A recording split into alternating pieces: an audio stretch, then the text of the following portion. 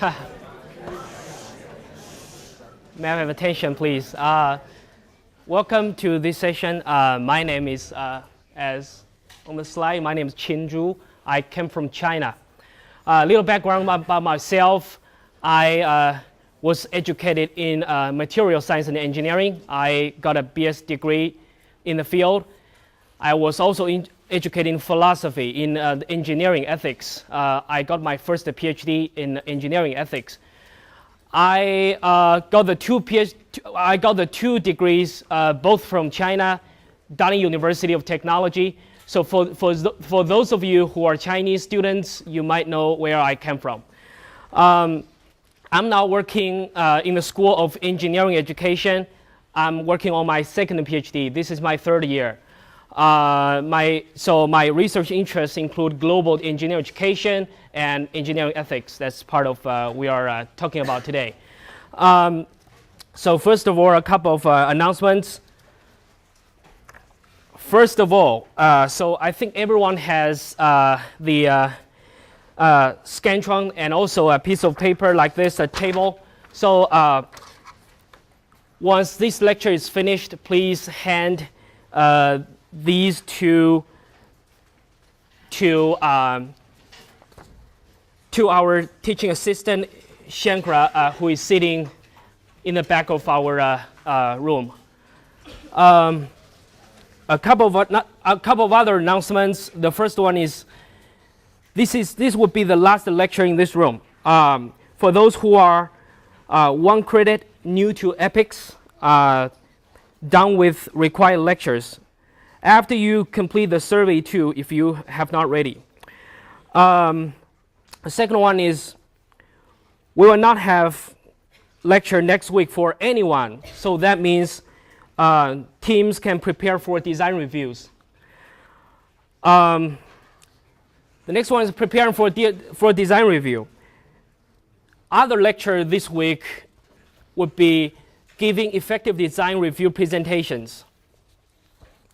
And leadership workshop begins October 20th. Need to sign up in my EPICS by October 6th. And there are part 2 professional development series lectures, which would be continuing after the leadership workshop is over, which is November, early December, as shown on this slide, Mondays 4:30 p.m. in Armstrong B071 and these dates. Okay, so goals for today. Goals for today are quite simple, actually. There are 3. First of all, we need to understand what is ethics. And then we need to understand what is professional ethics. And thirdly, we need to have some professional skills, learn some framework for how to make ethical decisions. Please be noted, for video viewers, if you haven't completed the ethics survey yet, you should complete it before continuing with this lecture. Link on the SharePoint page is provided here. Okay, just give each of you probably 1 or 2 minutes to think about 2 questions. The first one, what is ethics? The other one is, what are some of the examples of ethical situations you have or might encounter in your project? So these questions, the first one is very general. The other one is more specific about your own situation. Okay, ethics is not unique. It's not belonging to a specific culture. Actually, it exists across cultures. In every language, there is a word for that, ethics. Let's talk about English. So, any of you, it's probably difficult because we have really a large lecture room. Just probably any of you could give me a very simple definition, your own definition of ethics. What do you think ethics is? Anybody want to raise your hands?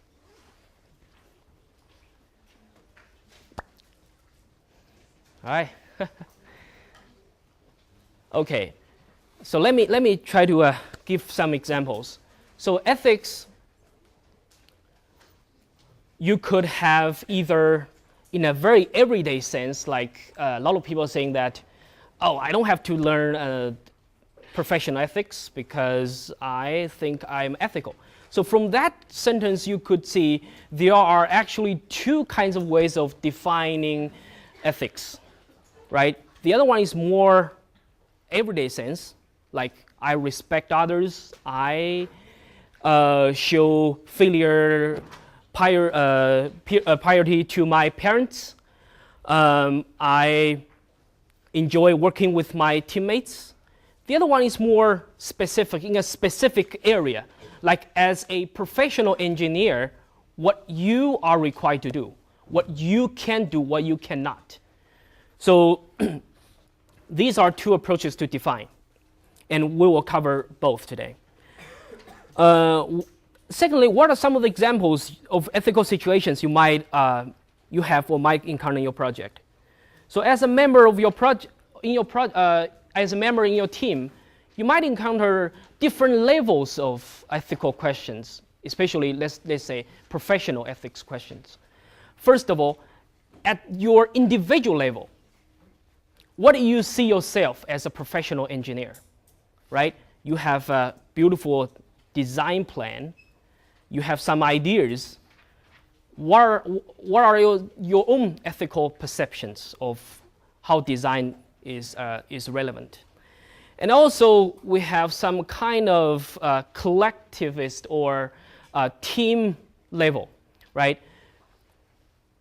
You have to find good ways to work with your team members, your peers. And even larger context, for instance, how you're going to, as a member of a professional society, for instance, if you are a professional civil engineer, how would you account for your professional society? Like, for instance, American Society of Civil Engineers. What are some of the responsibilities of this society to the big society? And also have some larger, even larger context. How you could also think about how your project is relevant to different stakeholders, right?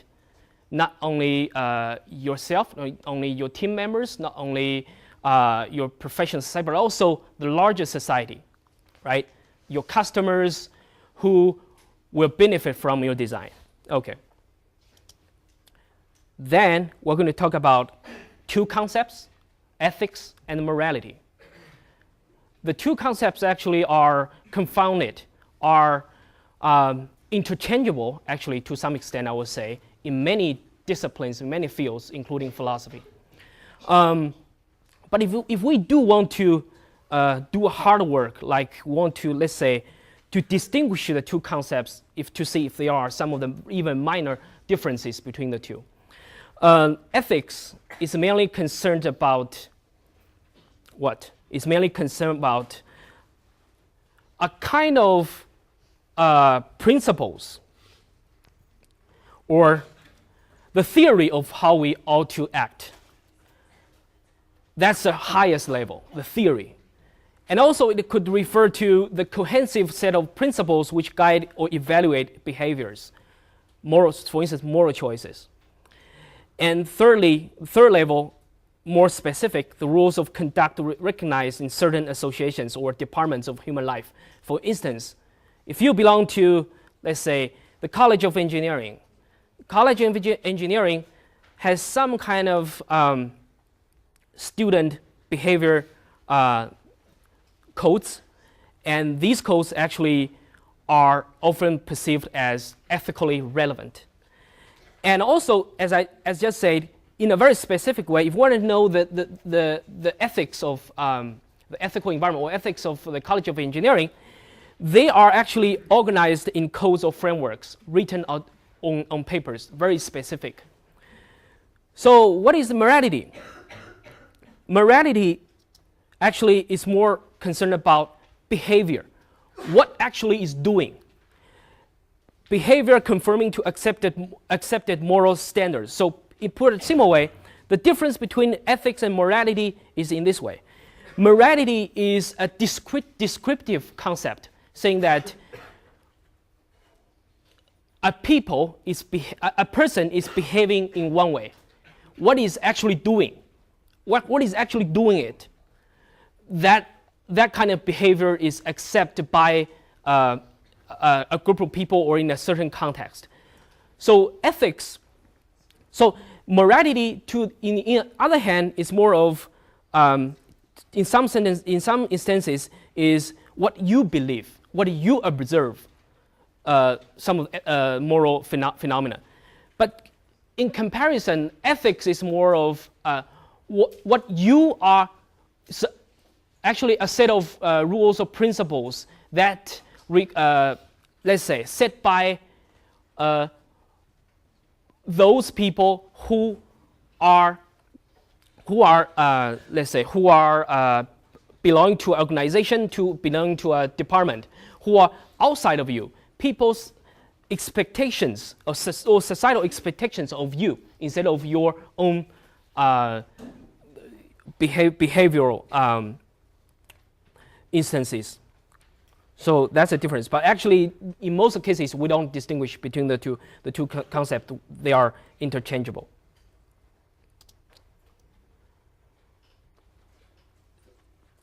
So there are some of the concepts that are related to ethics. For instance, virtues, which is we have heard a lot, like a lot of virtues, like honest, and to say someone is brave, to say someone is loyal to the society or loyal to a religion, or to a country. Or to a company. So those kind of characteristics that are pertaining to your own body, and also utility, and also rights, contracts, like what rights you have as an individual, as a member of a society or of a community. Also contracts. Contracts means like you have to, if you, for instance, to put it in a very simple way, two persons, they have a contract. So in a broad sense, of course, not a business contract. So in order to maintain this contract, each of you is required to behave ethically, that you have to at least respect it for the relationship so as to maintain the contract. As you will see, ethics is always discussed in terms of two things. One is between people. It's often talked in that way. Between you and other persons, or a group of people, or the rest of people. And the other one is ethics is always discussed in context. It's always discussed culturally. We would say, as we will talk about this later, in our world, we have many cultures. As we are all human beings, we share some of the common traits. So there are some of the very fundamental, lower level, fundamental level human rights, or some of the very fundamental ethical requirements. But because our backgrounds are quite different, especially if you are working in an engineering professional context, you work with people actually coming from different cultures. So it's actually always talked in a culture, a context, or some cultures, cross-culturally, for instance. Okay, here's some moral language here. To say something is wrong, right, that means right means agree with someone, some kind of standard or principle or moral correctness. To say something is wrong, that means deviates from the moral standard. Relatively, good actions could mean likely to lead to your intended moral end. So you have a moral end, and before you design a project. And after you finish it, you ask yourself whether your project has fulfilled some of these or all of these moral intentions. So that's a way to evaluate whether it's good or bad action. So here's another pair of categories, fact or value. Fact means scientifically verifiable information about your situation. That means if we design a bridge, we need to ask ourselves what kinds of materials we need to use. These are facts. What kinds of scientific principles we might want to use, and to what extent, and a design could fulfill customers' requirements. Those are facts. But the other side is value. All right. So value means could mean your personal opinion or belief or values or opinions held by a group of people or by a professional society, for instance. Actually, in reality, fact and value are not easily separate. For instance, when you talk about a fact, like what kind of material is going to be used in your design, that always means something, right? At least for some values, like it depends on what your budget is, right? And also, it also depends on availability of materials. It also depends on some of the environmental requirements issues. Not every material is able to be used in every context. So they are always not easy to be separated. And when you talk about value, you always have to be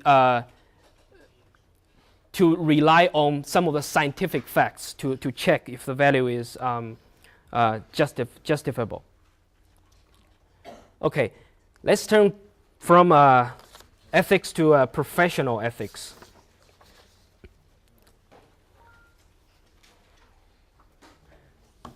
All right.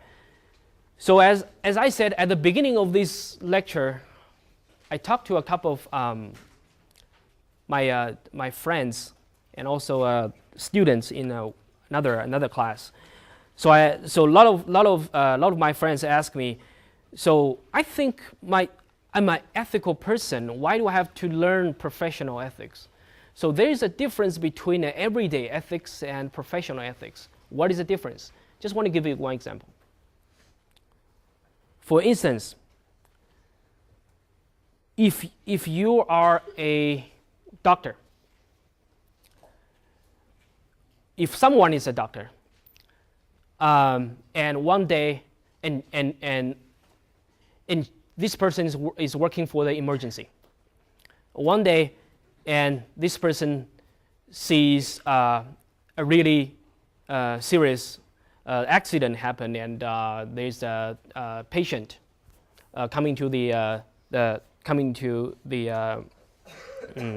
emergency, and actually finds this injured person is his or her son. So from the everyday ethics perspective, it's mandatory, it's ethically plausible for you to save this child, right? Because of your relationship, the everyday relationship with this young child. But actually, can you do that? In many cases, you are not allowed to operate on this young child from the professional ethics perspective. Why? Because you share a special relationship with this patient. So that helps us. That case helps us better understand the difference between everyday ethics and professional ethics. So to put it in a simple way, everyday ethics is a broader term than professional ethics. Professional ethics often often sets up some constraints for you to act. It always tells you what you cannot do. Well, in a few cases, it also tells you what you can do, but many cases, it tells you what you cannot do. So professional ethics, definition, it's a body of philosophy that guides a person in their professional capacity. What counts a profession? We cannot see everything is a profession, right? We cannot see, I'm a professional student. That sounds not very common. You can still say that. But it's very usual, very common to see I'm a professional doctor. I'm a professional engineer. I'm a professional nurse. I'm a professional businessman. So what are some of the characteristics that help define the term profession or professional is? Here are four, actually shared by all of these professions. First of all, involves work that requires specialized knowledge and skills, judgment, and discretion. And also membership requires extensive formal education, not only fieldwork or apprenticeship. So many professions require you, at least you have a advanced degree, at least undergraduate degree in that field. Also self-regulating. Members set standards of admission, conduct, and quality and enforce these standards. And finally, significant public good results from practice. It's always put public welfare at the highest priority.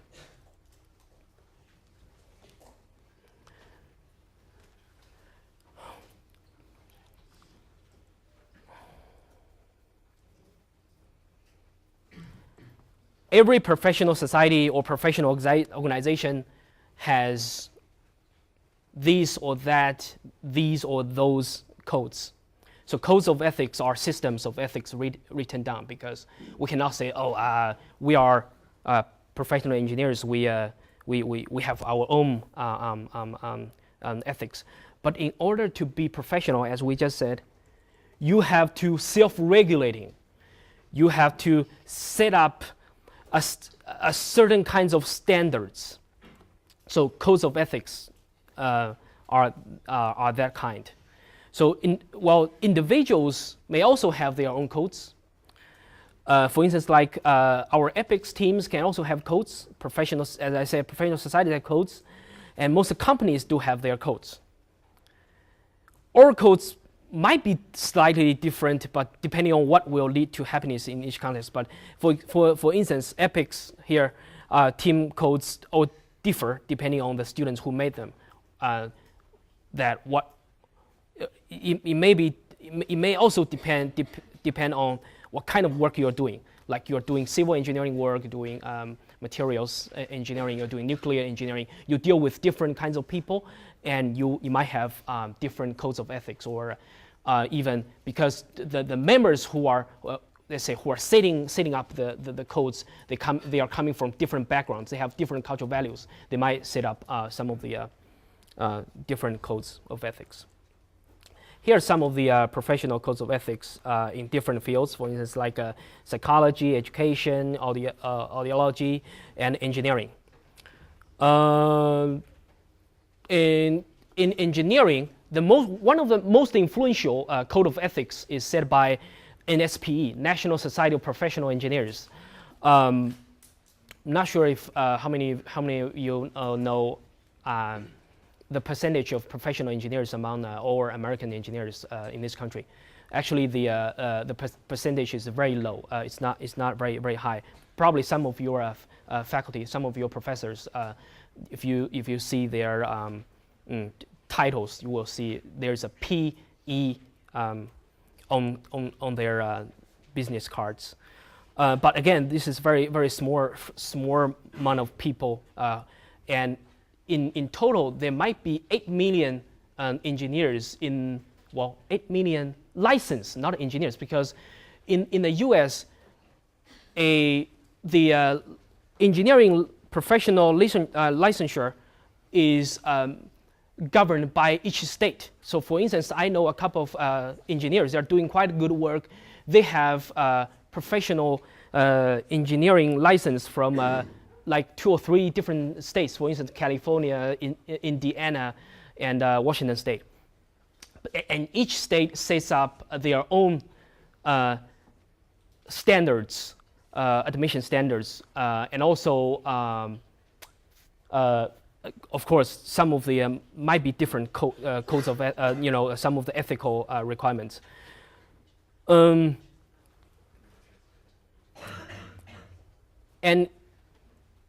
But no matter, and again, this framework has been applied in some other professional societies successfully. For instance, American Society of Civil Engineers, American Society of Chemical Engineers, and they are quite close. The first principle, the first code is hold paramount the safety, health and welfare of the public, and also it requires to perform service only in areas of their competence, right? So again, it really tells you what you cannot do, setting up some of the boundaries of your work. You have to be responsible for the use of knowledge, the use of your knowledge, how competent you feel about your knowledge. You cannot really make judgment beyond, far away from your own specialty. And the other one, issue public statements only in an objective and truthful manner. Actor for each employer or client and faithful agents or trustees. Also, there are some other different items here. I'm not going to repeat. Again, when you talk about professional ethics, you have to deal with the relationship between your profession and your everyday context, your family, your friends, your partnerships. So in some of the cases, some of the conflicts of interest arise. You have to really deal with that. Again, what a code of ethics does not do. First of all, professional codes of ethics do not cover all possible situations. The professional codes of ethics do not replace the individual's capacity for moral reasoning and creativity. And moral autonomy means you don't have to really strictly and even blindly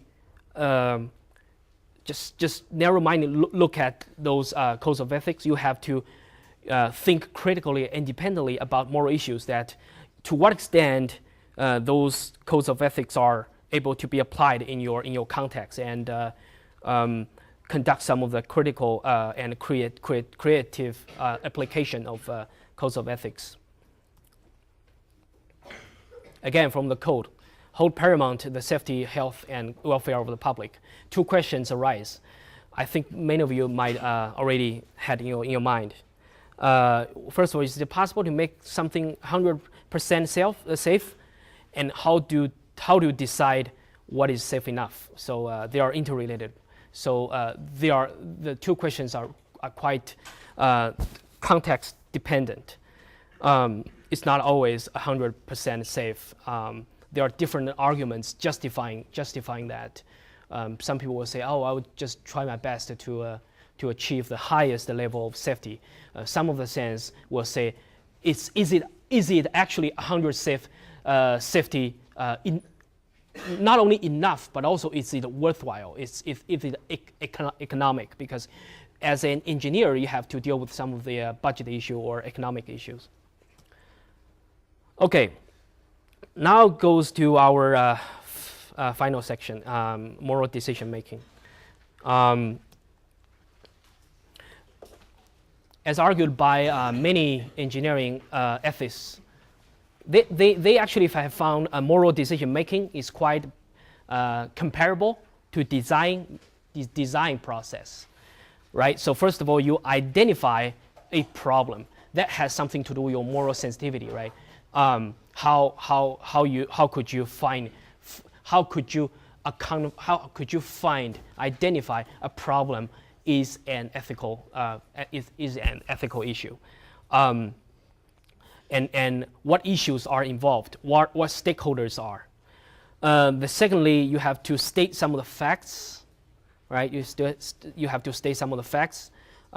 Try to use some of the words, sources, resources to at least to study how stakeholders they might have been influenced or will be influenced by your design. What some of the issues are at stake.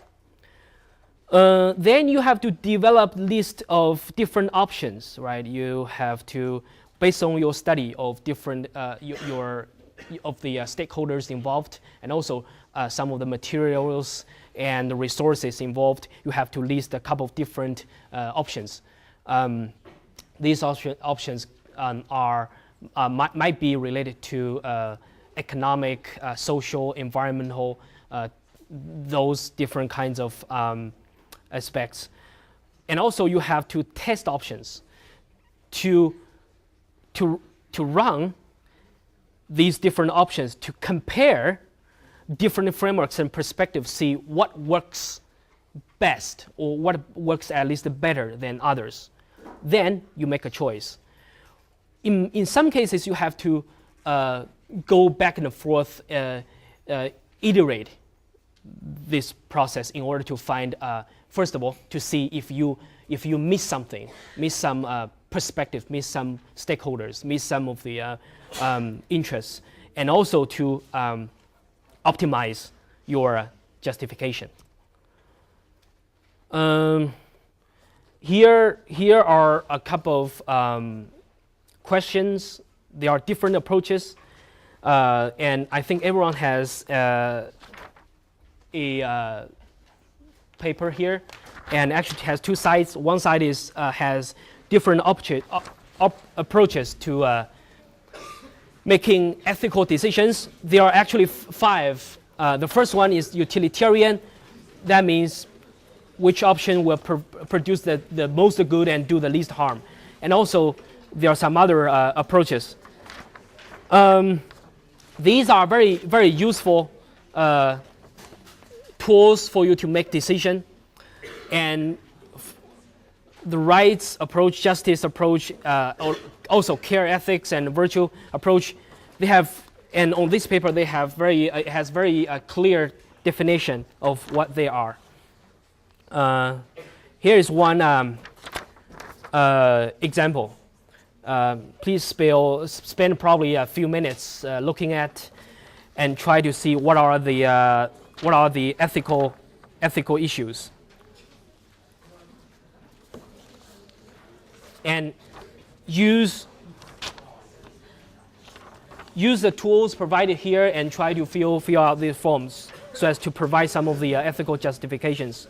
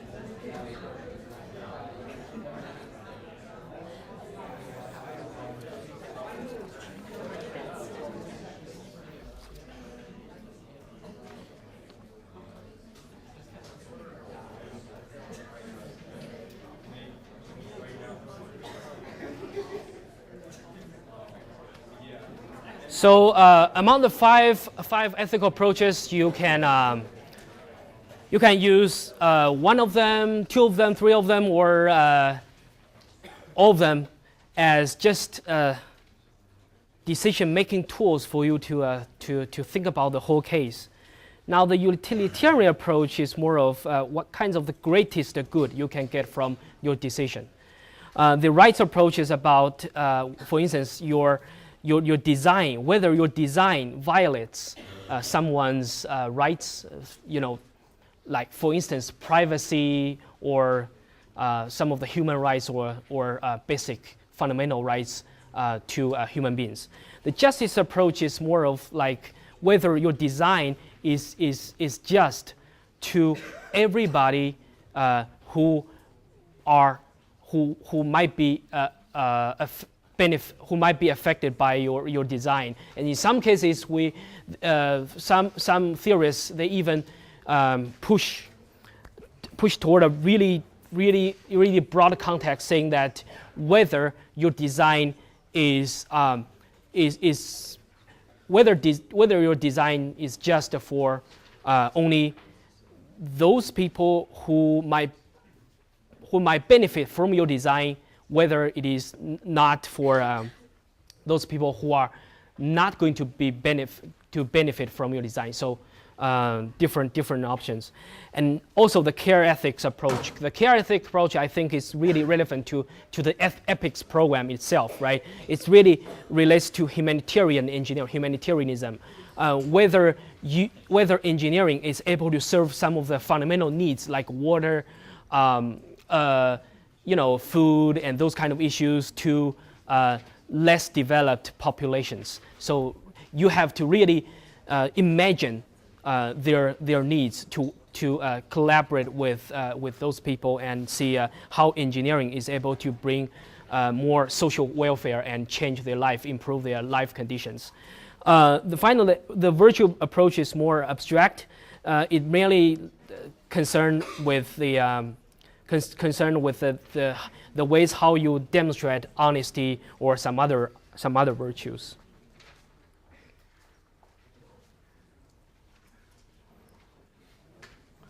Okay, we'll spend probably 5 or 6 more minutes working on the case. If you have any problems, raise your hand. I can see how can I help.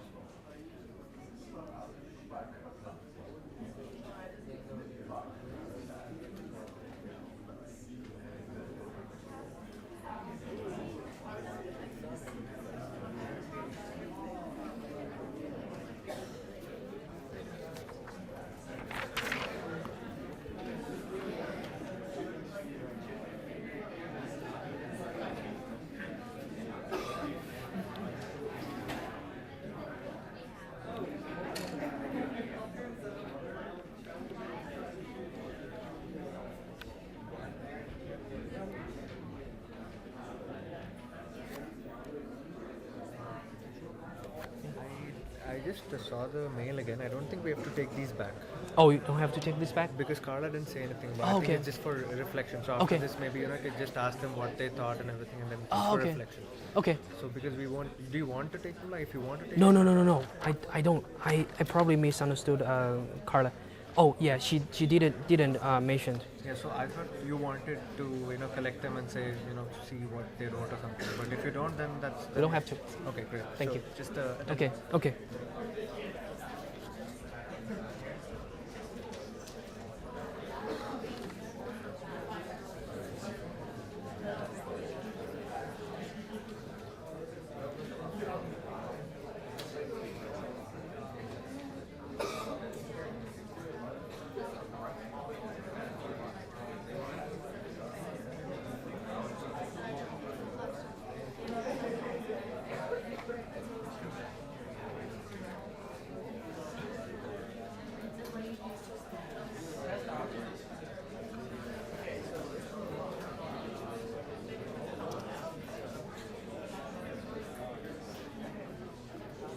Okay, so sorry, I have to correct what I just said. So this sheet you don't have to turn in. It's just for your own personal reflection. We don't have to collect it.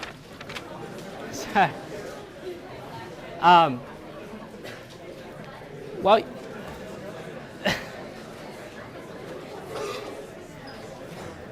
but the